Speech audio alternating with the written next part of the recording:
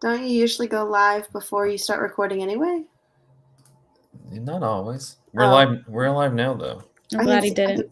All I did was complain. I can see that. This is riveting stuff now. I'm so glad we're live. Those people who are watching it right now, there's probably dozens. Jessy was like, "You've got to go live right now," and then she's like, the dozens of people that are out here watching this live right now are like, "Oh man, I'm so glad they're live." They're so pumped. I have this from episode 350 still here. Those are the best ones, Zach. The Cinematary fun facts. Man, you know what's a slow movie is I am gonna slaughter this pronunciation, lingua franca. Oh yeah, that's what you need to talk about, Paige. But it took me 3 sessions to finish it. Yeah. And I'm a Filipino. Yeah, talk about it. I feel like Jessica was also on the podcast and talked about it and how great it was, but I don't know for sure. Oh, but I'm gonna do it. I'm gonna do be a Filipino and not like it. I don't think. But I should like it. But my ADHD won, man. Just talk about that. Talk about that one instead of Quiet Place, or talk about Quiet Place 2. We also want to hear about it. Too quiet. Still quiet. It's still quiet. It's not too quiet. That's the third one. A Quiet Place 2. Too quiet. Lingua franca. Too slow. Okay, let's hear it. I want to hear. I don't want to talk about either one. Y'all can just talk about your movies, and I can talk about being gay. That's part 2, Paige. This is straight. This is the straight side. This is the straight part? Yeah. This is strictly business. First half, all straight. All right. Anyway, I love Crocs. Name of their hetero stuff. I love Big Bang Theory. The Office. No, it's okay. Everybody likes The Office. The Office is great, though. The Office is good. I've seen it. It's good. Yeah, it's a funny show. If we do talk about The Office, I can roll into A Quiet Place too. So that's yeah, you can do that. Yeah, I guess. Fine. I will talk about it. Just there's not much to say. Yes. Good. You can always just make fun of it. I mean, that's always a good. I do have things to make fun of it. So yeah, just make fun of it. You don't have to like. I will make. You don't have to pitch and like say. Yeah, this isn't fucking Siskel and Ebert. Like, make fun of it for 5 minutes. Whatever. Oh well, okay, I will because I have knuckles crack and be ready to go. Yeah, Jessy, get your Wi-Fi set up. Come on. It's set up. It looks so good too. All right, we'll go Jessy and then Paige for the intro. Okay. Count us in, Zacharoo. Here we go in 3, 2, 1. And welcome to episode 354 of Cinematary. I'm your host, Zach Dennis, and I'm here with Jessy Alva, Paige Taylor. In today's episode, we'll be doing movies that we saw this week in part 1. And in part 2, we will be kicking off our feel-good queer series with 1999's But I'm a Cheerleader. Do you all want to say anything about the series before we jump into movies we saw this week? I mean, we'll get into it. I'm sure. I'm just really excited that this is happening. This was kind of me and Paige's idea. Andrew too. Andrew helped with a lot of the planning too, but we've been kind of talking about it for the last couple of months, and it's something that I was really hoping that Cinematary would do. So I'm really, really excited. So thank you for listening. Thank you for joining in. We hope that if you especially are a queer listener, that this is helpful or meaningful, good for you. We wanted to make it good, so we picked movies that we felt were happy and appropriate and kind of expansive, but there's just so much that could be covered and could be said, and maybe one day we'll create like a longer series. This is really just kind of a short, just for the month of Pride, just kind of a celebratory series, but maybe one day it could be something longer. But anyway, I'm just happy that we're doing it and happy that people are listening. Yeah. All right.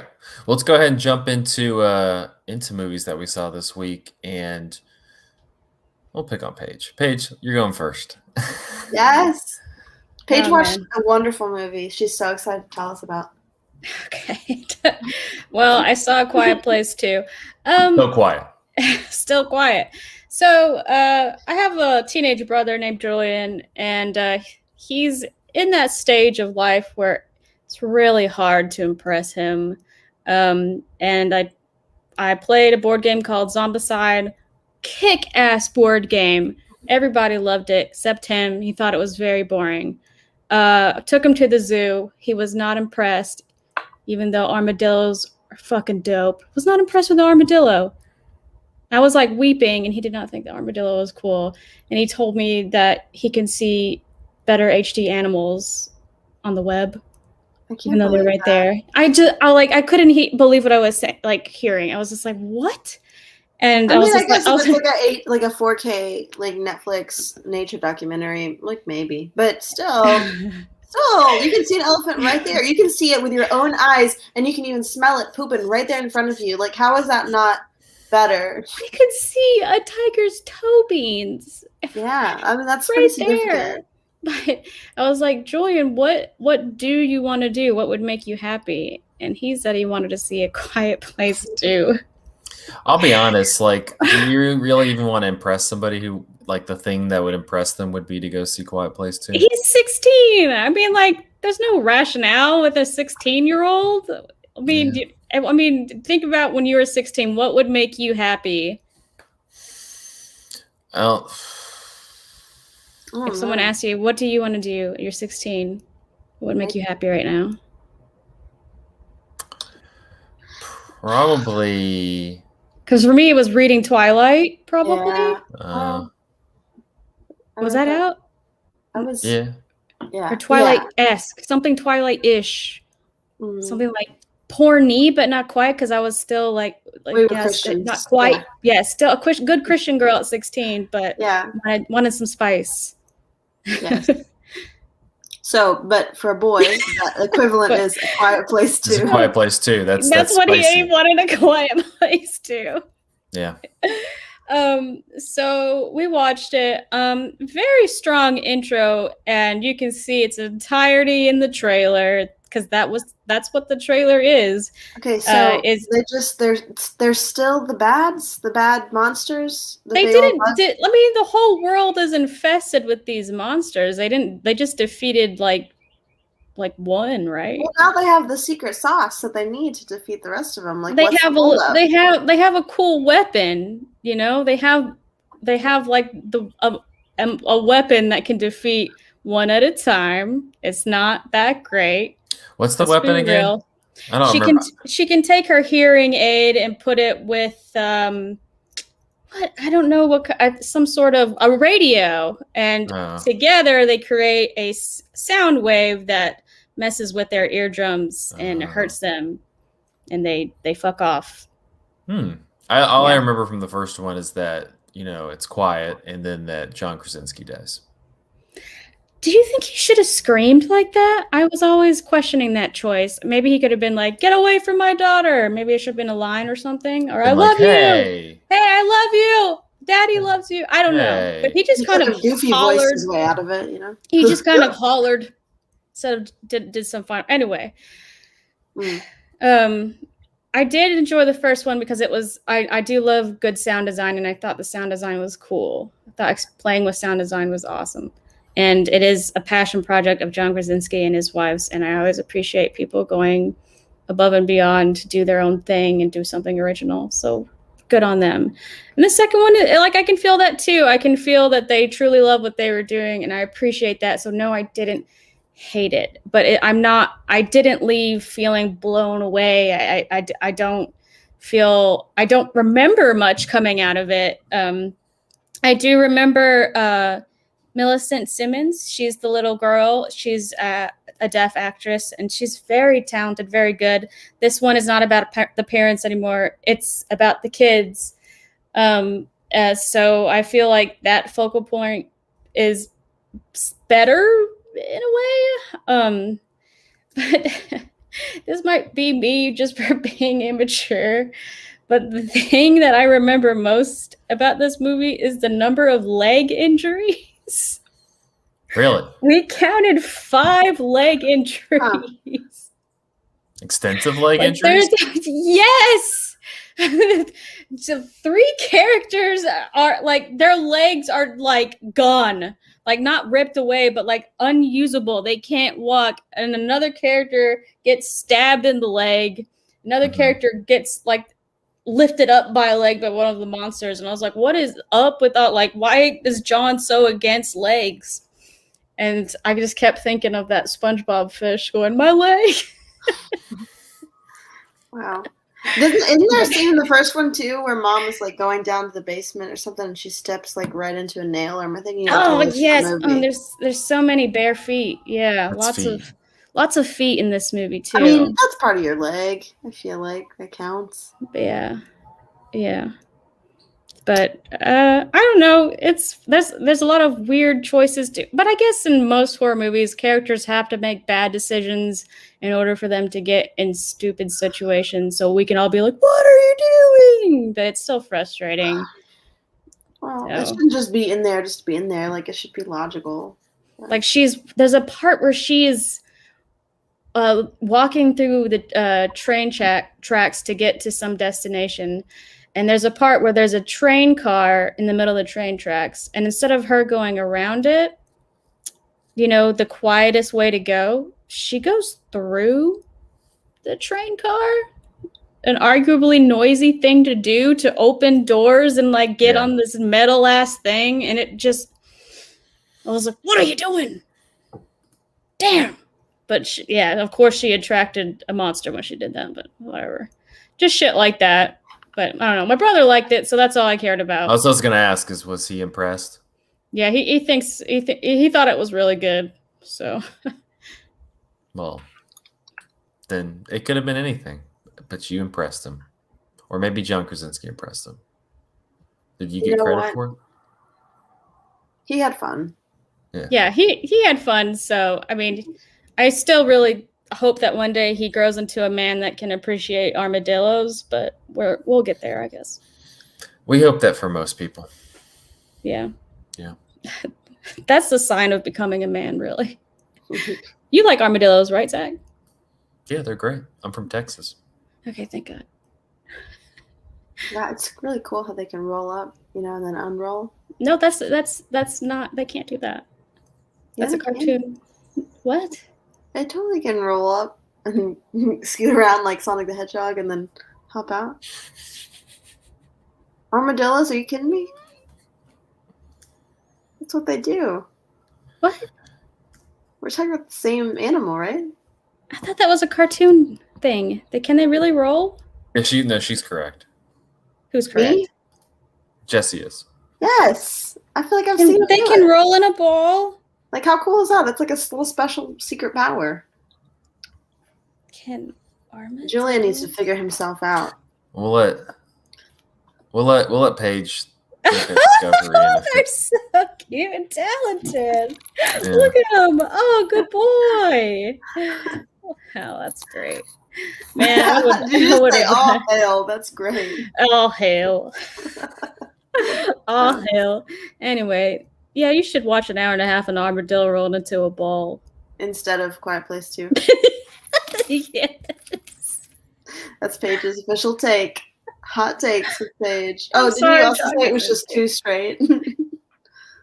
Yes, that's what I didn't want to talk about. I didn't want to talk about A Quiet Place 2 because I feel like all movies emit some sort of energy, and this was a straight energy for sure. That's hetero. Yeah. Yeah. Oh, kitty. He's also Team Armadillo, I guess. Good. All right. Well, Quiet Place 2, Still Quiet, is in theaters now, or Armadillos Rolling into Balls and Going Down Things is available for free on YouTube. So take your pick. You may just that's all I'm going to do the rest. That's all I'm going to do the rest of the podcast. If you hear me going, it's because I'm looking at armadillo. Wow. There you go. All right. Well, I'm going to keep us going with Clifford. Still a very entertaining movie. It's honestly the armadillo in a ball of movies. Yes. It's the 1994 film Clifford, It stars the late great Charles Grodin, Martin Short, and Mary Steenburgen. So pretty much the plot is Martin Short, who at this point in time is 40 years old, is playing a 10-year-old boy who wants to go to this amusement park in Los Angeles called Dinosaur World. And he like desperately wants to go to Dinosaur World. And his father, who's played by Richard Kind, they're on a plane going to Hawaii, and Martin Short, I forgot what he does specifically, but he makes the plane emergency land. And so in Los Angeles. And so Richard Kind calls his brother, played by Charles Grodin, to come and pick up Martin Short to watch him for a week while they're in Hawaii. And then really the rest of the movie is just Martin Short trying to get to Dinosaur World and stuff getting in the way, and him torturing Charles Grodin, including framing him for a terrorist act and putting Tabasco sauce in his drink and doing a lot of things. How is that getting him closer to his goal of getting to Dinosaur World? Well, what happens is Charles Grodin says, yeah, we're going to go to Dinosaur World. And then Charles Grodin's boss is like, actually, I need you to work right now. So you can't do anything. And so he's like, yeah, sorry, 10-year-old Martin Short. I got to go to work. We'll go to Dinosaur World another time. And Martin Short didn't like that. So that's the whole crux of the movie. I mean, really, I feel like this relates really well to Paige's brother, not liking anything, not one, he had like one thing in mind. I feel like Paige's brother is less. In one, Paige's brother is an actual 16-year-old boy. Yeah. Martin Short is a 40-year-old man. Yeah. And I can't overstate enough like how that's the basis of the humor. Because, I mean, for the entire movie, Martin Short is talking to this like little like toy dinosaur. Brontosaurus. Yes, wow. Brontosaurus. He's talking to like just the entire movie. It's pretty much, it's kind of like it's Martin Short's like Jerry Lewis movie. Like he has just like this chaotic energy where the entire time it's a 40-year-old man playing a 10-year-old, but it's funny just constantly. He looks so little though. Like I watched a clip of it or something on YouTube, and he just looks like this tiny little man. Is that just the way Martin Short looks, or did they do something to try to make like a big contrast? That's just I think he's shorter, but I think they also just like made him look short so that he was he looks like a 10-year-old. Yeah. I don't know how else to describe. Like I think this is a movie you're either going to just like really get into or just really hate. It's really entertaining because you have like this chaotic energy of Martin Short, but you have it matched up with Charles Grodin, who is like the most like just straight man comedian. And so he's taking everything on face value. And then you have Martin Short, a 40-year-old man, like playing with his dinosaur, talking about going to Dinosaur World. And I think the movie really peaks at one point when, after Charles Grodin gets back from jail because he was jailed because he was framed for a terrorist plot. He's like trying to talk to Martin Short, and it culminates in him yelling at him, going, "Just look at me like a human boy." And honestly, I don't think movies have ever worked. Like if this, that's the clip I watched. If there's anything else to sell you on this, the climax of this movie, they go to Dinosaur World, and Charles Grodin decides to give Martin Short what he wants and like put him on the ride, and then he tortures him by just like the ride going over and over and over and over. Will you say that again? Because my computer blipped out for just half a second. What does he do? He rides the ride over and over? Yeah, he just keeps riding the ride over and over and over again. And that's the climax of the movie. And then he's like, he almost dies, and he's like, "Don't let me die." And he's like, and Charles Grodin's like, "Yeah, whatever." And that's the movie. He wants to kill this kid. Yeah. Wow. I agree, Jessica. I agree. Dinosaur World is pretty cool. What's up? It is pretty cool. Well, What's your favorite dinosaur, guys? Mine's a Stegosaurus. I'm gonna put that out there immediately. I'll say long neck. They're pretty chill. A Brontosaurus? Sure, yeah. Long neck. Long neck. Long neck. Long neck. I mean, I didn't know the name, but I mean, there's names for them. The long neck. That's what they're called in the Land Before Time. Long Yeah, neck. but Littlefoot. big teeth guy. Big teeth Long guy. neck. It's sharp teeth. What's yours, Sharp Zach? teeth. I like the flyy guys. Pterodactyl? Pterodactyl. That one. Yeah, I like those ones. Pterodactyl. I like also they just go. "Ah!" Yeah, that's a good point too. You know, I love That was dinosaurs. a grandma I pterodactyl. think that dinosaurs, like just as a personal brand, is really cool. Like there are little kids who are like really into dinosaurs and stuff. I Love think those that's kids. awesome. Love those kids. I wish I would have been one of those kids, but you know, and I was too all the stupid to be respect. one of those kids. Yeah, but I don't know anything about dinosaurs. Honestly, don't know more than like 2 different kinds of dinosaur names. No, it's a shame. Yeah, Terrell. Pterodactyl. That Terrell. I'm Pterodactyl. glad that we have Jessica watching because if you watch the live stream live, there's a delay. So like she's just getting everything like a minute afterwards. So it's a nice. It really like lands the joke.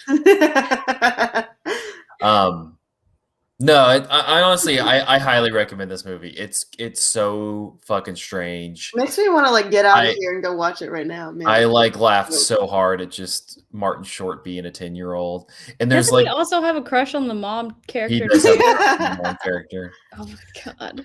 And he just like the way he talks, he talks not even like a little kid talks. He just talks like what an adult thinks a little kid should be talking like.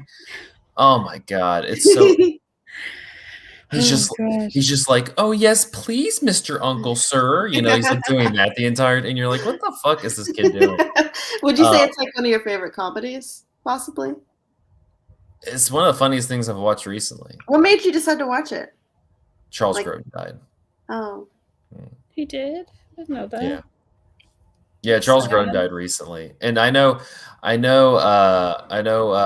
frequent cinematarian Nadine Smith is also a big fan of this movie. I would like to hear her talk about it as well. But yeah, Clifford, it's a fun time. I mean, if you just want to watch Martin Short act like a fool for 90 minutes and Charles Grodin get annoyed at him acting like a fool. I used to love that movie as a kid. I didn't know if it still held up, so it's nice to know that it does. Yeah, I want to watch it real bad now. Thank you. Oh yeah.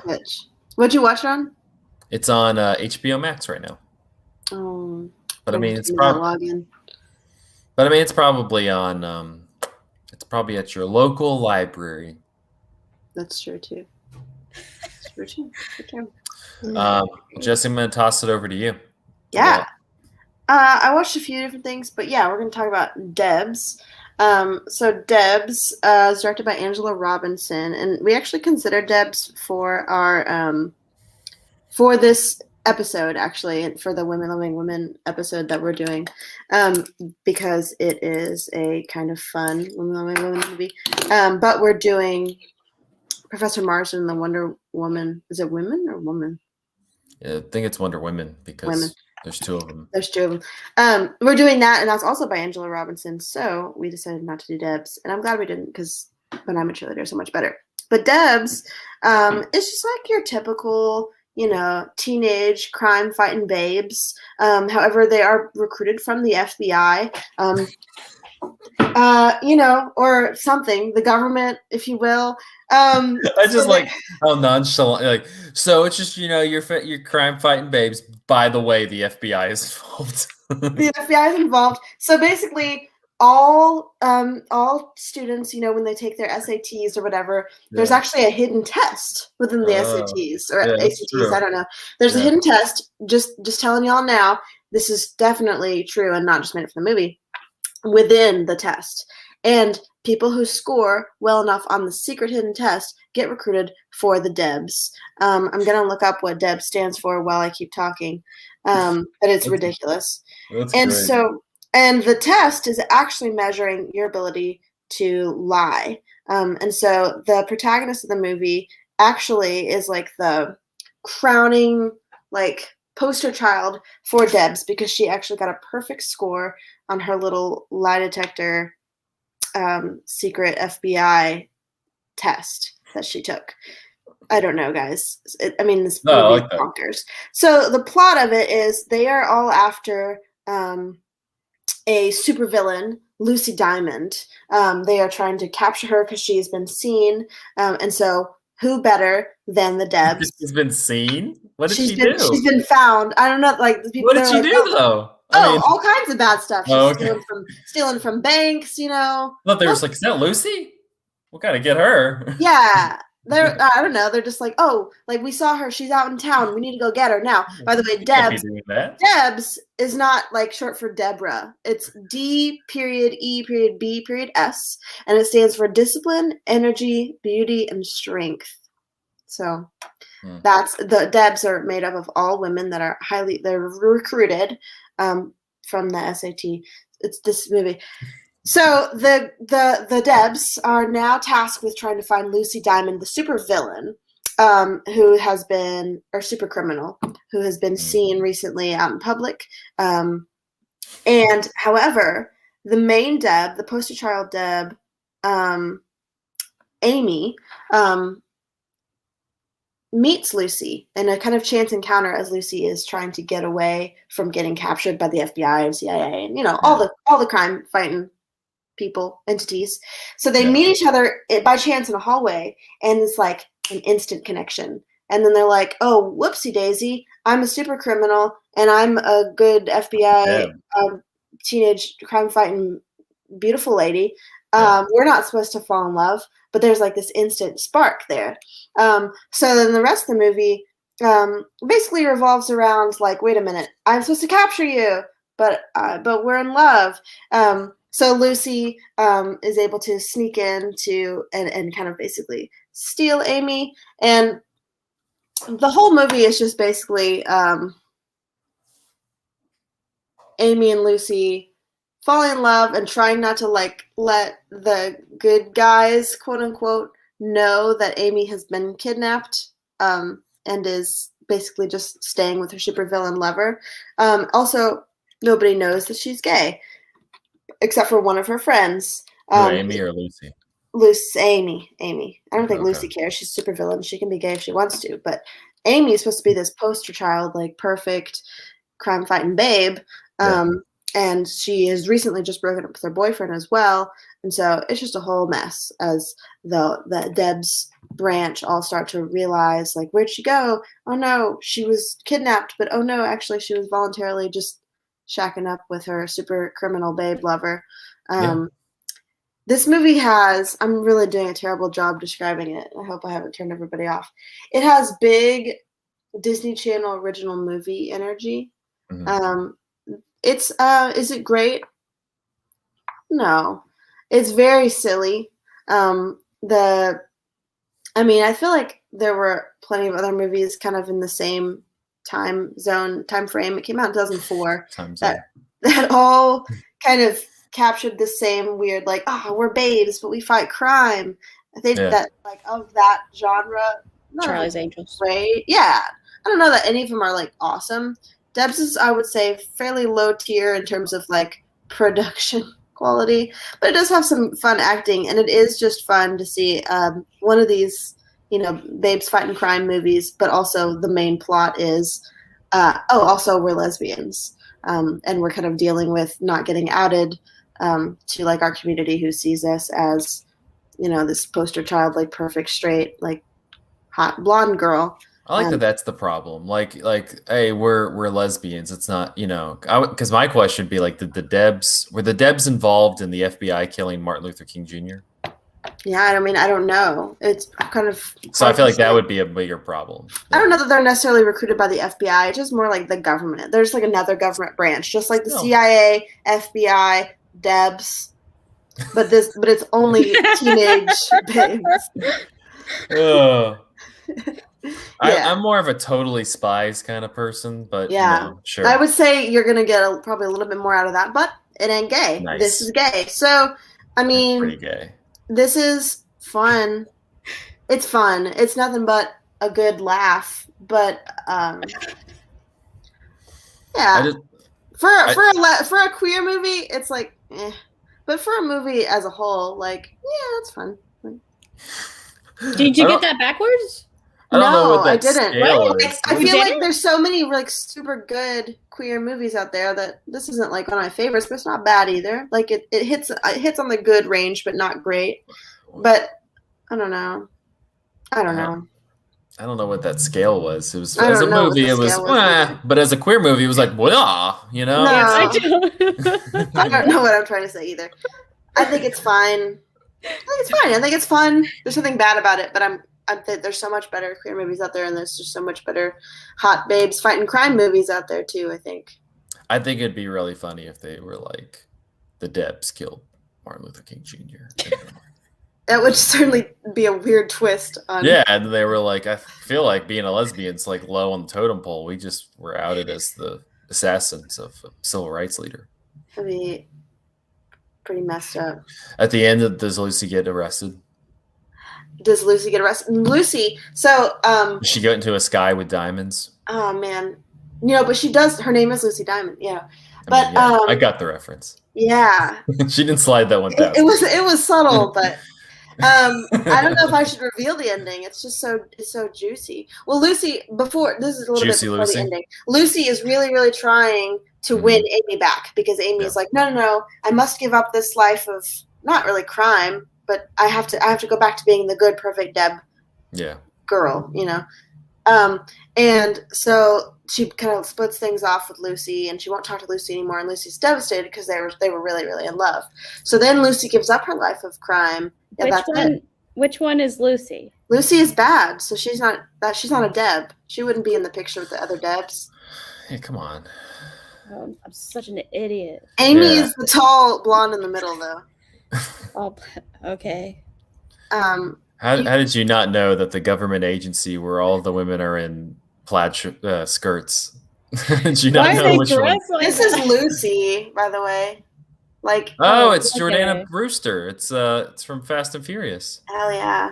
Yeah, no, she's fun. Like, look at her smirk. Wouldn't you quit the FBI to go I would. Go be gay, do crimes with this lady? Good decision. Turn in my badge. Exactly. So Lucy wants to win her back, so she gives up her life of crime. She actually returns all the money and things that she's stolen and starts like undoing all of her crimes because she's trying to get attention. She's trying to get Amy to be like, "Oh, she's not bad anymore. I can be with her now." So we'll let you watch it and see if that plot works. You make me want to undo all my crime.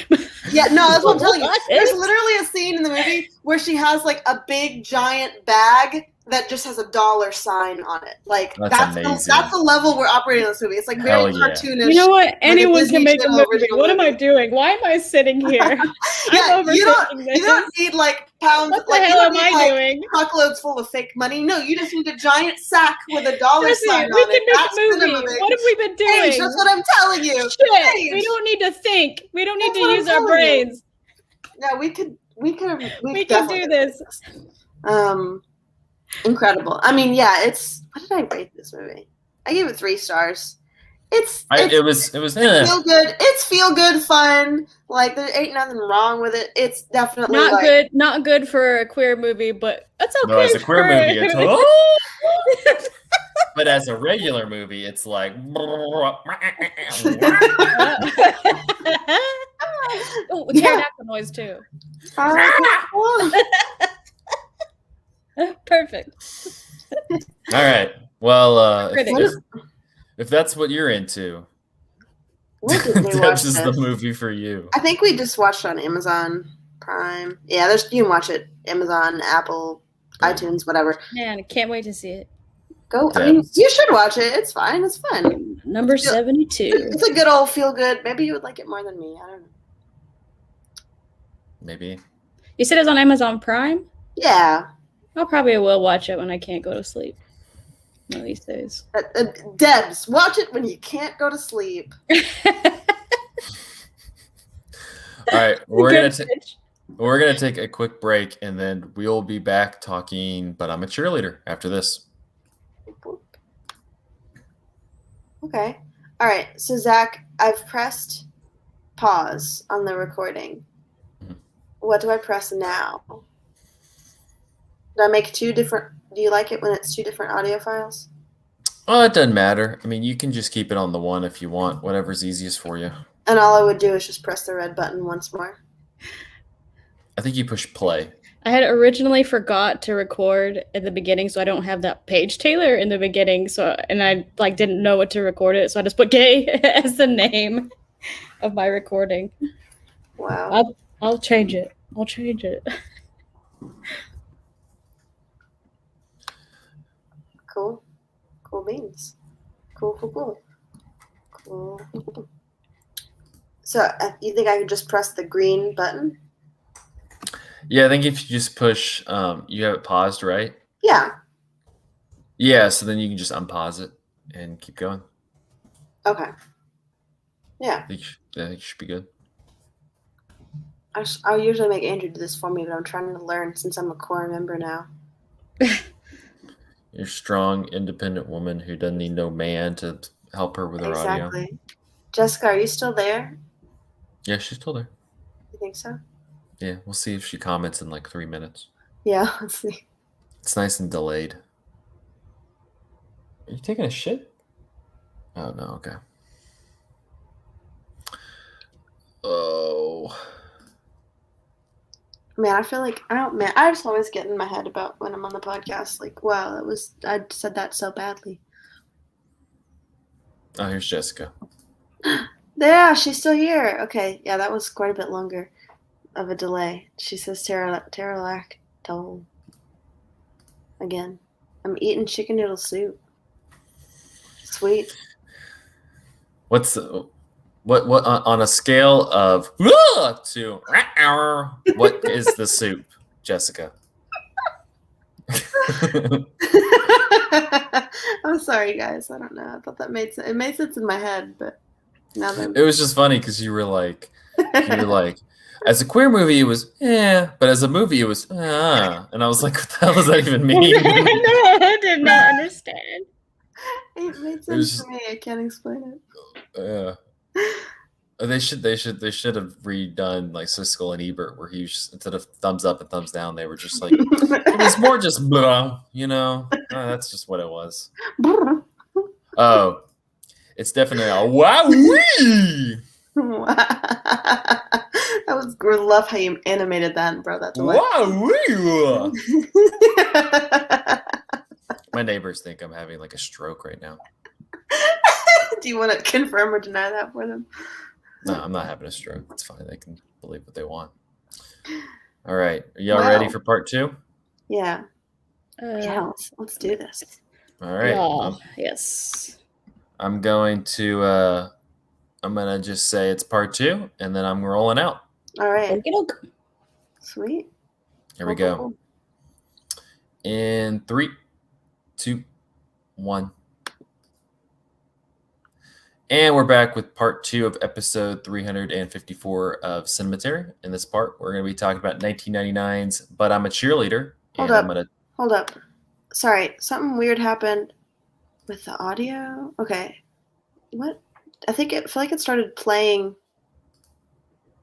you again. It didn't start playing you again, did it?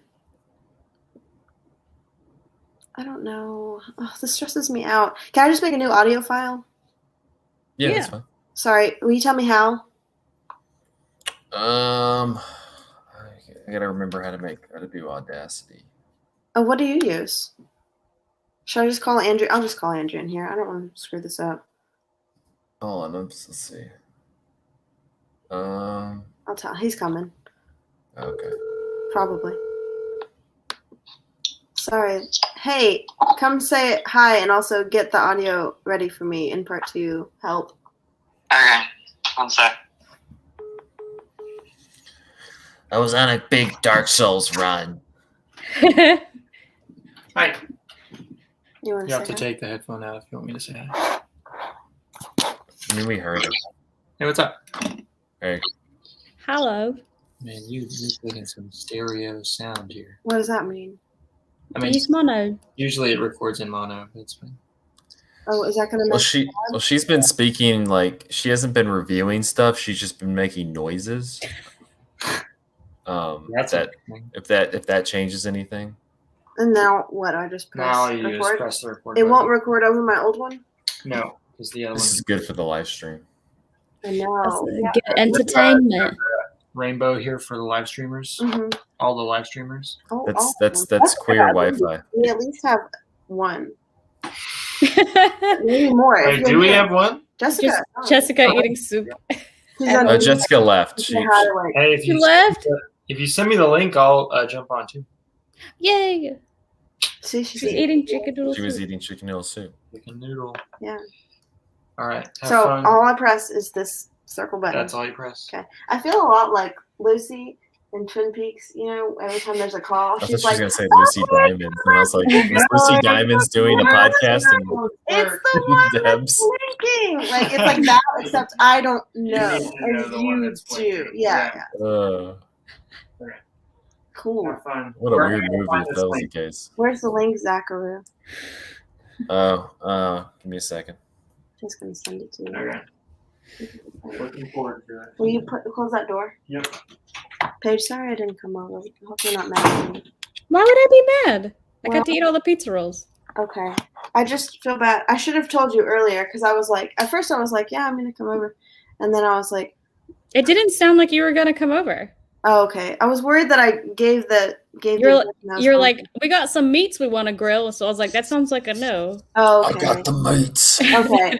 I was a little worried. I was like, oh, I should have told her earlier that actually I'm just gonna. It sounded like a big no to me. in my warm socks and my dark lights. Nope. I got pizza socks on, so it's kind of like I have pizza the whole time. I ate Totino's pizza roll in spirit of the gay month. Yeah. Yeah, because of the commercial. Kristen Stewart. Yeah, it's so good. Have you seen that, Zach? Has anybody not seen that? Only the homophobes. Oof, it'd be awkward if Zach hadn't seen it. Zach, do you Oof. freeze? You might as well pretend if you haven't. He's so still. He hasn't seen it. Oh my god. He's so still. I can't tell if he's Holy frozen or shit. not. You have SNL pizza rolls when you're done with this. Oh my god. He's not frozen. That should have been our women loving women pitch. Wait. I think we should be recording this, so we need to bring up that. And, yeah, we definitely workshopped it and thought about that as our pick. Oh my god.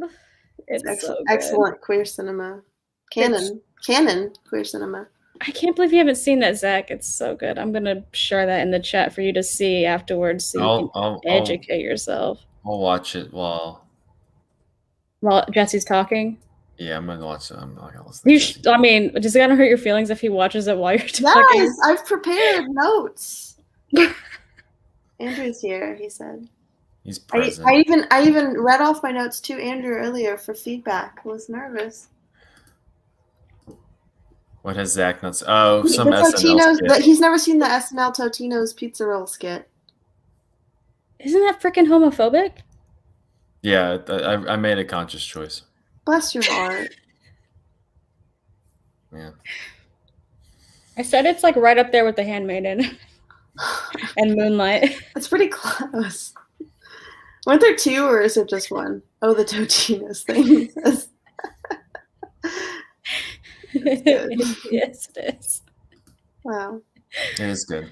All right. Y'all ready to go? Yes. Yes. Also, yes. don't watch it while I'm talking. I've got good stuff. Yeah. Oh, sorry. I was just kidding. Don't do that. He's really going to. It's gonna make me sad. Oh my gosh! What a sneaky turd. All right, you ready? Yeah. So sorry for the delay, but also now you got to say hi to Andrew, so you're welcome. I mean, I've seen Andrew before. Yeah. But Okay. All right. Bye. Let's go. Let's start. Did you say okay? Bye. Okay. Bye. Okay. Bye. Okay. Bye. All right. Here we go. In 3, 2, 1. And hold on. And we're back with part 2 of episode 354 of Cinematary. In this part, we're going to be talking about 1999's But I'm a Cheerleader. And Jessy, I'm going to toss it over to you. Yeah. Okay. I'm doing the intro. Wait, what, Zach? How come your face is gone? I'm going into the back room. You guys are doing this. No, you're here in this podcast still. You watched this movie. Okay. Better not. You stinkery. But I bet you were just trying to run off and watch that Totino's. I was gonna go get a PBR, but okay. Oh, I'm still gonna go get one. I'm still Go gonna get one. Go get one. Well, now I kind of don't want to start until you get your PBR. It's fine. Okay. So, I'm a Cheerleader. Was released in 1999, directed by Jamie Babbit, and written by Brian Wayne Peterson. So Babbit, I think, is a lesbian, or at least is queer. So she was kind of inspired to make the movie, partially from reading an article about gay conversion therapy and thinking like, wow, that sucks a lot. That could be interesting thing to kind of poke fun of and make a movie about. So she recruited Brian Wayne Peterson for the movie to write the script for it. He himself is also gay, has also had some experience working, I think, in a facility that did gay conversion therapy. I don't think that he was like a facilitator of it.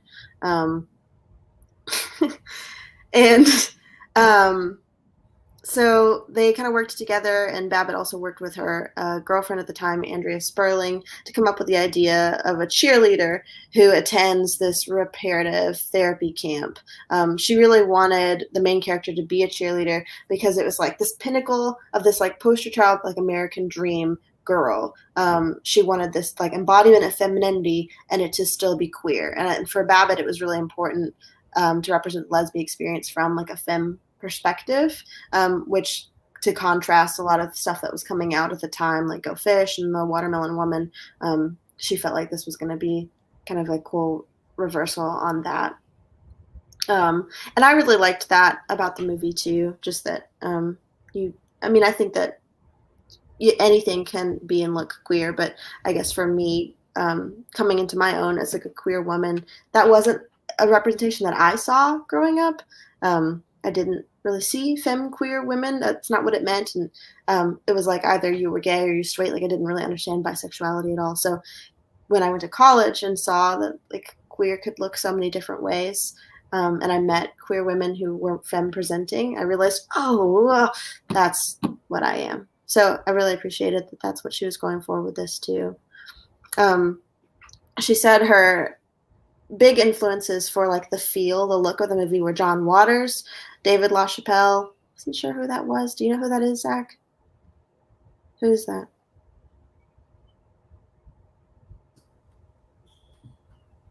Artist. An artist? I love the pause, dramatic. The dramatic. Okay, so David LaChapelle, artist, Edward Scissorhands, and also Barbie. And I think that's very evident with just the way everything is just so stylized.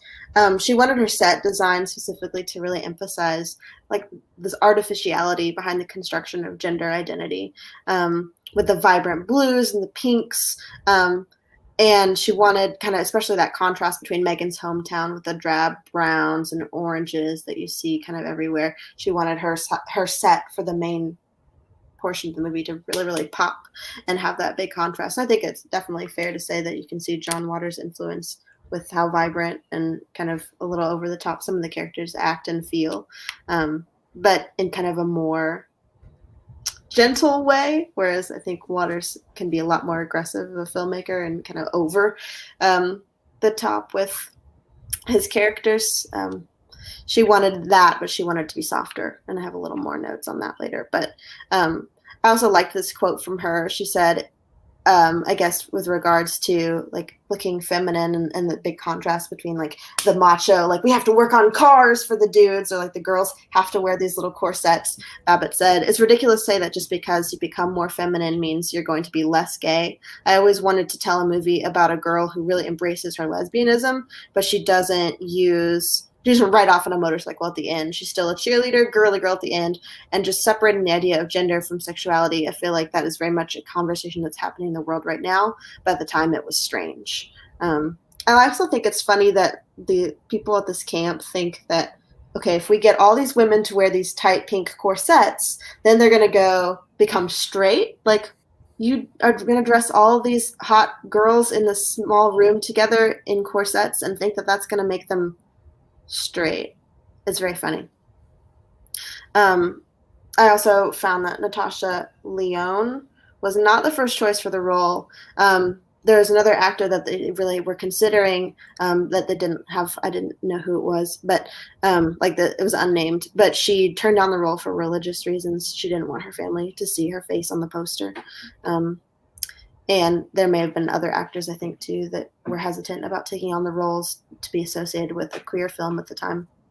They also considered Rosario Dawson Oh, wow. as Megan, but the producer of the film persuaded Babbit to go with somebody who was white, because I guess having a Hispanic main character wouldn't have that all-American character feel, which I think was kind of a shitty fun fact, but I guess that's fair. But I mean, in their defense, I think that the cast of the movie is pretty diverse in general. And that was something that was important to Babbit too, is just to show like queer looks a lot of different ways, and just about anybody in any race and culture can be queer. Another thing I learned about it was that it was originally slated to get an NC-17 rating,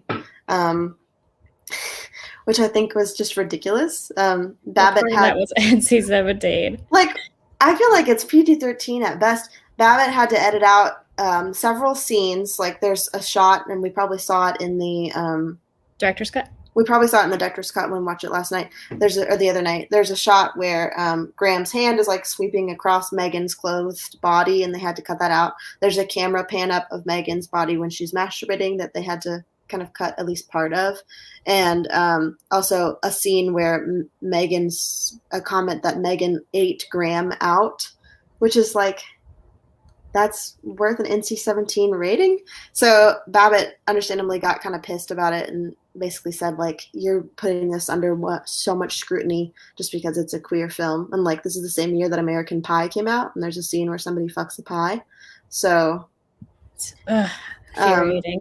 Yeah, she felt like the movie is actually pretty mild. And in an interview, the interview I talked about that she did in December with Variety, she felt like the movie, I think she's being way too generous, but could have gotten a G rating by today's standards, because she wanted this movie to be a movie that is made for and targeted to queer teens. She wanted to make like a queer Clueless.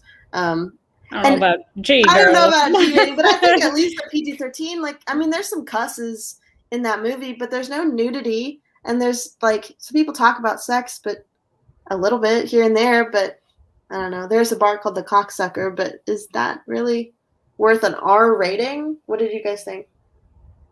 I think anything with masturbating and sex is going to be a PG-13. But R? I mean, R usually means R, like no. there's some straight up titties. Like, there was none of that in this movie, or too many of the F word. Well, with the way that the NC-17 rating worked, they would probably classify just not mentioning, but like explicitly talking about sexual acts, homosexual acts would be under that purview. That's lame. Yeah, that's how NC-17 worked. That's homophobic, I think. But whatever. I mean, we're in a different time now. That was the 90s. This has been a long time. It was 20 years ago. Okay. Oh, cool. So, yeah, what were you gonna say, Zach? Seemed like you had your lips pursed, like you were gonna say more. No, I'm just drinking my PBR, man. Okay, cool. Yeah, I thought that the rating was crazy. She was understandably really irritated, because if she couldn't get an R rating, then she couldn't get mass distribution. So she needed to at least get the R rating, and she felt like even that was kind of stupid. So initial mainstream response to the movie, in terms of like critical response, was mostly negative when it came out. A lot of people who reviewed it found it kind of flat, or fun, a little bit charming, but overall kind of falling flat. And I think the first time I watched it, I maybe leaned a little bit towards that to some degree. I liked it a lot more this time I just watched it. Same. Some reviewers felt like the characters, especially the male characters, were just too stereotypical and off-putting, and I could kind of see that to some extent, but I still think that they're wonderful too. Like they're fun. One critic called it a John Waters knockoff. To Babbit, in response, said that although Waters was a big influence, she didn't want the film to have the same bite that his has. And I definitely feel like John Waters movies have more of a like, aren't these characters fucking idiots? Take to them. Whereas hers, I feel like there's still kind of some love there too. Like, look at these silly kids. I love them. Bless their little hearts, you know. She wanted her story to be more of a conventionally romantic story with a tender core that she didn't really see, but she was really influenced by John Waters. Roger Ebert gave it 3 out of 4 stars and wrote that it is not a great breakout comedy, but more the kind of movie that might eventually become a regular on the midnight cult circuit. So I think that it's kind of what it's becoming. It's more of a cult classic now, but I don't know if it's like a midnight cult movie. My favorite review was this one from the Washington Post, which says, whether you lean to the left or lean to the right, movies like this make you want to stand up and fight. Hiss, boo, bah. That's an interesting way to end that. Hiss, boo, bah. What the hell does that mean? That's my kind of rating right there. Just pissed me off. I hate it. Hiss, boo, bah. Stephanie Zacharek for Salon.com said that with regards to issues of sexual orientation, homophobia, Babbit is preaching to the converted. So she kind of felt like you're not going to win anybody over with this movie necessarily. A lot of critics kind of said that. Cynthia Fuchs for Nitrate Online said no one who is phobic might recognize himself in this film, and that the audience who might benefit most from watching it either won't see the film or won't see the point. And I guess in response to that, I would just say, like, this is really a movie for queer people. I don't feel like this is a movie that's trying to, like, save the world with, I don't know. I would say it's comfort food for the young queer. Yeah. David Edelstein said that the one-sidedness of the film created a lack of dramatic tension and called it lazy counter-propaganda. And some LaSalle said that the picture manages to make a heartfelt statement on the difficulties of growing up gay, which I think is true. The picture. So, yeah. It's just, I don't know, kind of mixed ratings. A lot of queer critics really, really liked it. Several put it on the list for best lesbian films ever made. I really liked kind of Babbitt's response to all of it kind of negative response to the movie when it came out in her interview that she did with Variety in December. And she said, I liked this quote a lot. And I felt like this quote kind of just really pulls into what we're doing with this series as a whole. So he said, honestly, at the time, there hadn't really been lesbian comedy. And I think the community was so devastated by AIDS that there wasn't a lot of comedies going on in gay cinema. I think it upset people that I had made a comedy about a really serious subject matter. I also made the film when I was in my 20s, and I was part of the community and felt like there was room to laugh at things. I wanted to skewer not only my community, but also just the absurdity of gay conversion. I also wanted to tell a romantic story, and be revolutionary where the lesbians actually end up in love and alive at the end of the movie, which had not really been told at the time. Everyone always died or were killed. I was surprised that older people hated it so much. I knew all the 20-somethings and younger people younger than me wanted a movie like it. Over time, it's been celebrated, which is really nice. I'm glad I lived long enough to have people enjoy it and not just say really mean things, have really mean things written about it.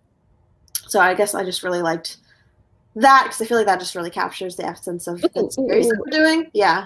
On that note, the reason why we picked this whole series, we don't want to dismiss the importance of movies that are not feel good. Mm-hmm. By the way, we came across we picked this because we had just we had reached the tail end of we're still in a pandemic, but it had been what was it, October when we had decided on this or something like that? A couple months ago, April, maybe. April, I think we agreed. Was it April?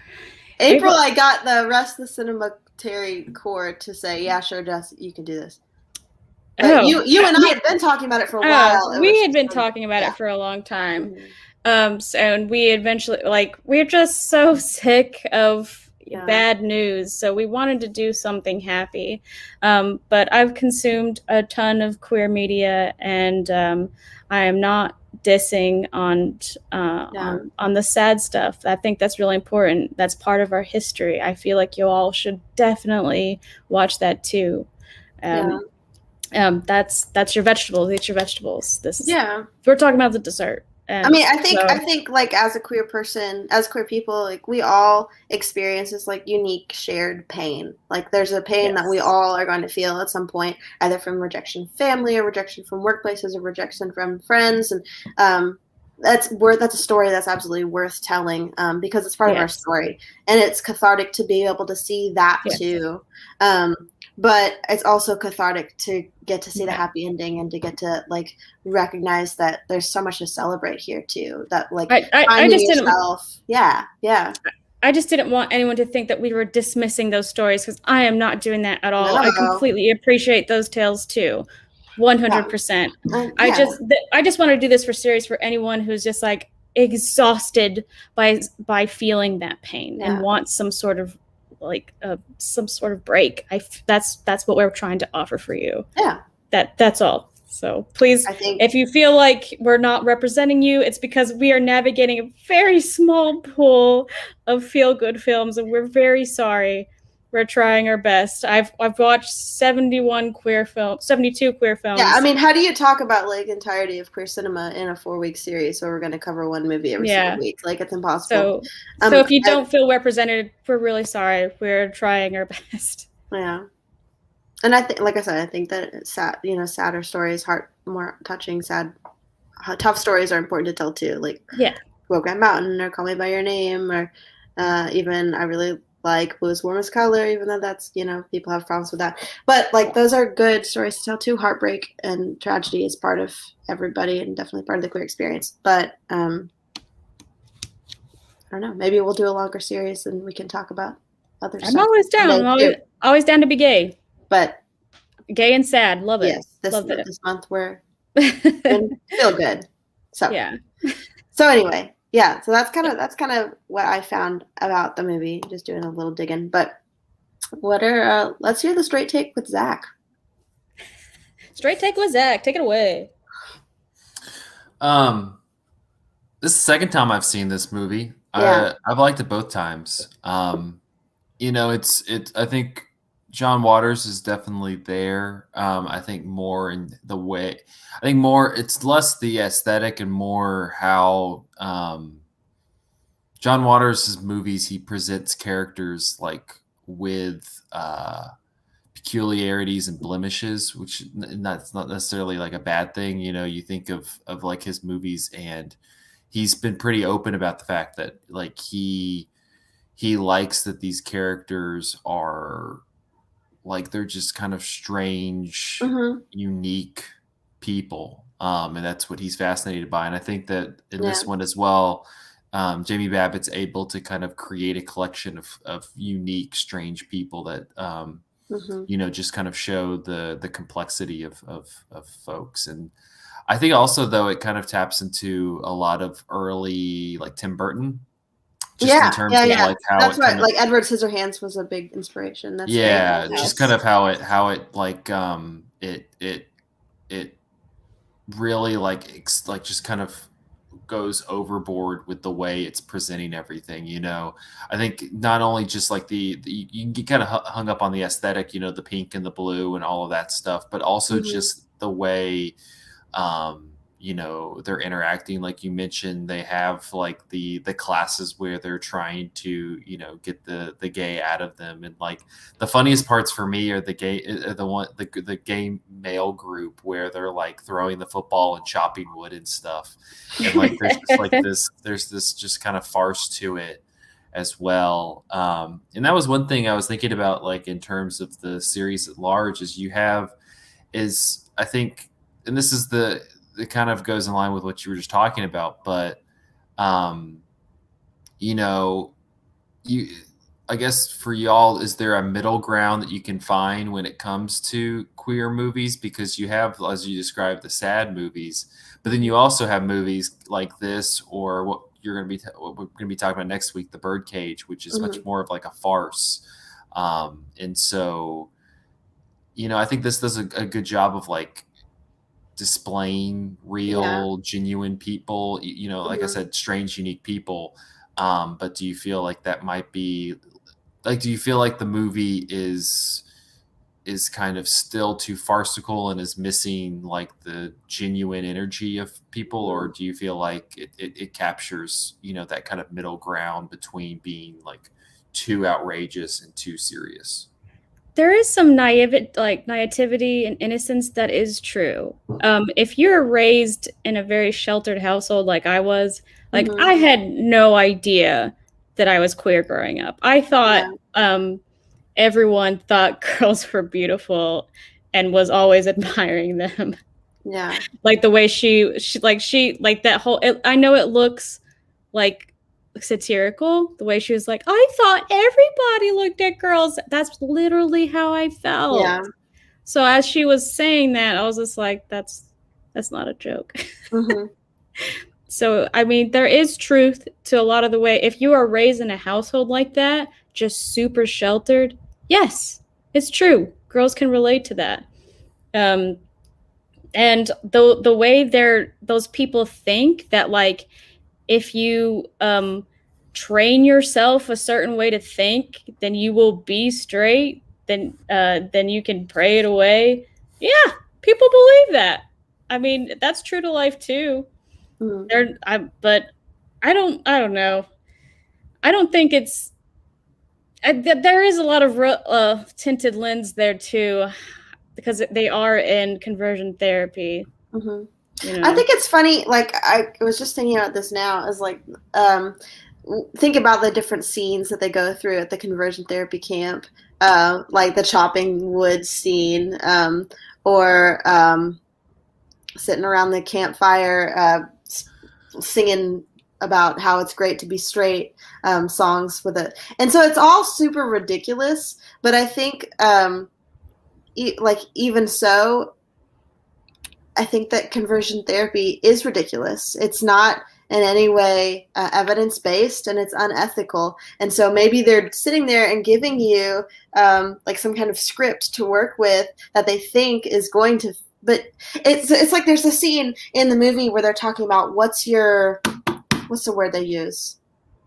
Your root, right? And I'm watching that scene when we were watching it the other day and thinking like, what would my root be? There's What is no, that? it's not a And that's thing. what I was like, that's not a thing. Like you would never ask a straight person, what's your root? Like how do you what's the thing that made you Was it become like straight? Princess Jasmine's act? Yeah, what was that? Because that's not a thing. It's not something that you can sit through so many seminars and suddenly you're cured. It's not a thing that is a direct result of, bad parenting or seeing your mom wear a tuxedo one time, or I don't know, like walking in on somebody watching porn and then you see some boobs. Like there's no root cause of it. It's just how you feel. It's part of who It's you fake are. psychology. It's not real at all. And so I guess like even though the movie is just so bombastic at times, I think that it's got a real genuine core, through the absurdity of the whole thing. But I also think that there are movies that can be feel good, or without being necessarily like a full blown comedy. Like we're going to talk about Professor Marsden and the Wonder Woman in a few weeks, and that's not really a comedy at all. It's more of like a drama, romantic drama, I guess. But it's a really sweet movie too. Or like The Handmaiden, which probably totally would have been our Woman Lover Woman pick had we not already spent an episode on it a couple of years back. Is a very fun, feel-good movie too, with a just fantastic ending. It gives us the triumph that you want, but it's not like exactly a full-blown just raging comedy like this either. But I also don't. I mean, comedies is probably a really well done comedy is probably my favorite genre because it just makes me feel good. It makes me laugh, and laughing I think just relieves anger, relieves stress. And I don't think that there's anything lacking from a good, well-made comedy movie that isn't there in a drama or in any other genre. But what do you think? I guess the most unrealistic part is the happy ending as the only I guess the most critical thing I can say about it. But how else Of are you this supposed to movie? yeah, but like cuz she does ride away in the back of a truck, but Yeah. it's a comedy. How else are you supposed to end it? I mean, I think that's a big part of the queer experience too, is like the found family that you have. A lot of queer people don't have supportive families, and the reality is a lot of them do get kicked out at home, and that is really tragic. And there probably could have been a scene where she just has her heart ripped out because her family has decided, you're never coming home to us again. We don't see that, but that's there. And they kind of brush through it, but it's there. But she ends up finding this other community of people who do love and accept her, and that's like a whole another fun set that you end up at a certain point in the movie is this house that's completely covered in rainbows. It's ridiculous and amazing. And I think that's a big part of the queer experience for people is the found family and the people that you put in your life who know exactly who you are and see you and accept you. And you don't have to hide any part of yourself from them. And it sucks because, at least speaking for myself and, Paige, you probably feel this way. We really want to be loved and accepted by our families. And we may or may not ever really get that. And some people do, but a lot of don't. And we find each other and kind of create a community. And I think that's important too. Sorry, I think, Zach, I didn't really quite answer where you were at, what you were going with that question. But yes. No, I tossed it out there and I got you guys to talk about stuff, so I succeeded. Success. What do you think? What do you think, though, with regards to the question that you posed? That we forgot. We talked about What it. was the question? It was about, is this movie just a farce? And yeah, Andrew says somebody talk about Cameron Post, please. So I would say too, yeah, that's a good point. Is that Cameron Post, the miseducation of Cameron Post, is just this movie, but sad. It's like the sad, real, probably reality of what this would actually look like for a real person. Is being sent by their family to a gay conversion camp. Have you seen it, Zach? Mm-mm. And Paige, we watched it together, I think. I only watch gay conversion camp movies that have T-shirts that say "Straight is great." Straight is just so great. It's really weird. I don't know if Miseducation of Cameron Post was maybe a book, and maybe it was a book a long time ago, and I don't know if it was a book before this movie came out, but so much of it steals from this movie. It's super weird. Again, I don't know. Maybe it's not stealing, but it's a lot. It's like really just exactly like a mirror image of this, but this is really sad. And that would probably be the reality of going to something like this. It's just pitiful. Like this is a joke. You don't understand what queer experience is, but I think there's even so many similar scenes, like two people find each other and they kind of fall for each other. Also, they run off and go to a gay bar together at a certain point in the movie. I feel like there was more that we were talking about it the other night when we were talking about the movie. Paige? Watching this, one thing you said earlier is that this is this isn't a movie necessarily for everybody. This is a movie kind of for queer people. I mean, one of the things I saw was Jamie Babbit talking a little bit about and we read reviews, but kind of how people reviewed the movie, and clearly kind of just missed the point because they were kind of missing out on, what it was trying to do and what it was trying to say, just because that was. I thought that the comment she made was that most reviewers are like old white men in their 50s and 60s. Yeah. So they, of course they're not going to like get it. And so I guess for y'all, how would you describe this to, or try to kind of explain this to people who maybe, don't, who kind of see it in that same way as those reviewers? Like, how would you kind of not necessarily sway their opinion, but kind of describe it in a way that doesn't necessarily generalize it to take away what it's trying to say, but describe it in a way that makes it seem more universal? What do you think, Paige? I would say that we all have our own experiences, and this is ours. And if you aren't willing to put yourself in our shoes, then it's not going to be for you. And if you are, then maybe you'll enjoy it. But if you're not going to do that from the start, then I think it's fair to draw parallels to things that were out around the same time, like Clueless. Like this does kind of have this like kind of silly girly girl energy that's Coming of carried age. around. Yeah. And so I think that that's kind of a universal experience, or just, in general, feeling very like alienated from your parents, or maybe feeling very alienated from your friends in a weird way. Any of that I think is universal. I also think that it's kind of a movie that if you're expecting like real serious talk about stuff, like it's camp, man. It's fun. Totally like, so camp. I think that you need to kind of be willing to be on the movie's wavelength of, this is just a fun comedy movie, not just a fun comedy movie, but this isn't, the movie knows what it's doing. It's not taking itself seriously, and you need to, and Natasha Lyonne is so cute. She's so baby, enjoyable. How could you not love her? Yeah. Her eyelashes are so long. I just love looking at her face. She's wonderful, delightful person. Yeah, I think just overall, like it's not a movie that you need to feel like stiff about. Like it's there for fun. It's there to help you feel good. But yeah, I saw where they were talking about that too, Zach, and her just saying,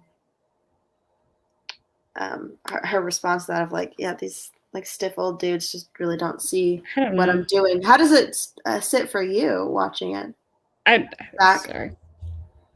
Oh no, I don't see it that way, but I've also, watched. I also understand what it's trying to tell you, and I also have watched John Waters movies and right. are able to understand the wavelength that it's kind of. Didn't you also like Mamma Mia?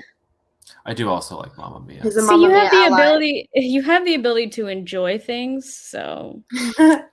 I mean, I will say too, the first time I watched it, I wasn't super duper into it. I didn't think it was bad.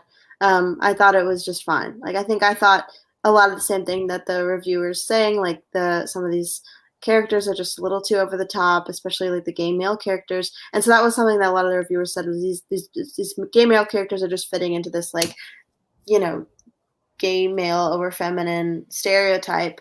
I think there's only like one that really fits that, and that's okay. That's a type of gay male that exists. So why we're going to pretend like they all are just like super like quiet, like jacked masculine dudes? Because that's not the reality. And I don't know. Well, no. I asked the universality question not because I think that this should be viewed in like a universal way, because that's not what it's supposed to be doing. Yeah. But I think that I think especially when it comes to queer cinema, as we've hit numerous times, it's either incredibly serious, it's Philadelphia, it's things like that, or it's more farcical. It's like this, like the Birdcage. And so I guess what I'm asking is how you find that like middle ground between the two of those, so that it's not like in pop culture a queer character is either a dying AIDS patient, right, or a kind of like the Rock character in this, in like tight pants, or with like the RuPaul character, it's right. like it's kind of like these two. You have these. It seems like you have these two extremes. So how do you? How do you find the middle ground, but also like be engaging to the audience? Because I think that seems to be the problem. I think you kind of see it more and more now. They're just creating characters that are. They're just not enough right now. Is the thing. There's just not enough out there. Well, I think something that you talk about, Paige, is you want to see more movies where like somebody is queer, and that's not like the center of the story. It's not like, oh no, I'm gay, like how am I going to tell people? Or oh no, I'm trans, like how am I going to transition?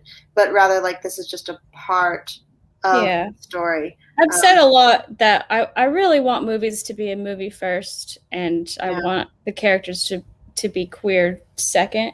But there are movies like that, like Booksmart, which I would consider like the character is definitely queer and it's a movie first. Right. But I would, yeah, but this is a queer movie first, and that's also a great movie. Yeah. So Well, I would argue with my argument there.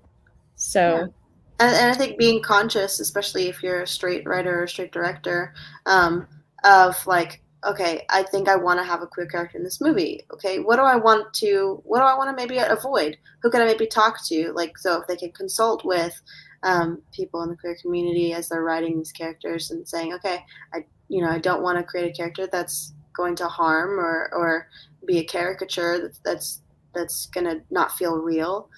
Like we talked about with the Handmaiden on our Handmaiden episode. yeah, Consult with yeah, a lot of people as he was Yeah. creating that character and creating that world, and that's yeah. Oh God, yeah. awesome Straight movie. people, please, God, please consult other queer people. I mean, I think before if you're ever trying to capture a voice that isn't your own, you need to consider the actual real perspective of those people when you're trying to make that happen. I think that that's a whole rant, but damn. So many movies like that where like you have like queer actors and they're being puppeted by straight writers, and I'm like, you need help, honey. You don't speak like that. Damn. I don't know. What's an example of that? Boy Meets Girl. I'm looking at it right now. I'm getting pissed off thinking about it. Boy Meets Girl. Boy Meets Girl. Amazing trans actress, written by a very straight person. Whew. Moment of silence. I haven't seen that. Is it a movie or a show? It's a movie. Yeah. They just say a lot of like over explaining about the trans experience, like specifically for a straight audience that no trans person would ever do. So it just makes me really mad to think about. If they just let a trans writer take over the script, that problem wouldn't happen. And you have an awesome trans actress at your hands, and it could have been a good movie. Oh, I think that's just the case with a lot of underrepresented voices. Is they're not the ones with the rich mommies and daddies. So. It was just right there. Like, this could have been a happy trans film if you would just let a trans writer write it. Just be like, oh, sorry, I'm straight. Let me just pass that to my trans friend here. I like to think that we're getting slowly more and more mindful of things like that. But then we're still seeing other turds come out every year. So, it's a work in progress. But we're becoming more and more mindful. Like, oh, you know what? Maybe I don't need to. At least they got it. They're like, oh, a trans actress should play this part. Oh, okay. They got that far. Step one. Yeah. Step one. Yeah. So you mentioned that you had other picks for like the I guess lesbian movie slot that this one took. Do you feel like were any of those movies that came after this movie came out? I mean, how much of an impact do you feel like the representation that this movie provided on screen kind of led to other movies not necessarily coming out because of it, but at least like being able to have that voice? I don't know. And I think that this movie isn't like I don't know how like widely heard of this is. I think I'd seen and heard of it, but I only saw it like within the last year. I don't know. It wasn't something I grew up with. Also, it wasn't something I had access to. I don't know about how I would say that it like shaped the landscape of queer movies. I mean, like Babbit says that she wanted the main character to be like femme because that wasn't really something that was mainly in the landscape at the time. But I think that that's not like specifically only true. Like one movie we considered was Bound for this one, which came out by the Wachowskis. And I think you've kind of got two different representations there. That came out in 96. So that was before this one of kind of a more femme presenting lesbian and like kind of a more like mask presenting lesbian. So wasn't exclusively true. And that's a happy ending too. So that's one that we considered for this. D.E.B.S came out later, and that's also kind of got a more femme presenting. I'm glad we picked this over that. But what do you think, Paige? You've probably watched a lot more than I have. You've got like a list of 70. Yeah, I was also considering Imagine Me and You, which is it's something with Lena Headey from Game of Thrones. I thought you hated that movie. No, not Imagine Me and You is good. You're probably thinking of Jenny's Wedding, which is Who knows? the straightest queer film on the planet. Never watch that. Imagine Me and You. I just had so much hatred in my voice. But, yeah, you liked it, okay. Oh my God. No, Imagine Me and You is freaking cute and happy, but it has one of my unforgivable sins, which is a cheating, like one of them, both, I think one or both are in committed relationships and they cheat in order to fall in love, which is a very common lesbian or sapphic trope for some reason. Yeah. So, but it's just very cute. There's a lot of really adorable scenes in it. There's one where they're both like playing DDR, which is a very early 2000s thing that I really liked. So I thought about that one, but then I was like, nah. But I'm a Cheerleader is just so iconic. We gotta go with that. I think it's definitely a more well-known one, and it definitely, I think, jump-started Natasha Lyonne's career too. Yeah, and she's a sapphic icon. Yeah, and it's totally straight. It doesn't make any sense. I know, but I mean, she's straight, but she's made a lot of people realize they aren't. So I forgive her. We'll allow it. Yeah. Cool.